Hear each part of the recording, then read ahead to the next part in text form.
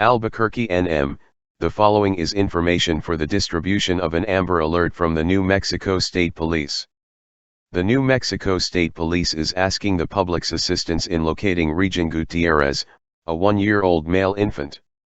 He was taken by force by his mother's boyfriend, Jody Ellis. They are traveling in a mid-2000 white Chevrolet Avalanche with a Texas license plate of NPC 9678. Their direction of travel and destination is not known. Regin is described as 2 feet tall, weighing approximately 20 pounds, with blonde hair and hazel eyes. He was last seen wearing a black Johnny Cash t-shirt and a diaper. Jody Ellis, 35, is described as 59 tall, weighing 180 pounds with brown eyes and brown hair. His clothing description is not known.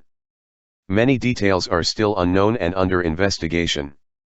However, of urgent concern is the whereabouts of Regin Gutierrez. Anyone with any information regarding this New Mexico Amber Alert is asked to call the New Mexico State Police at 505-841-9256, option 1, or dial 911.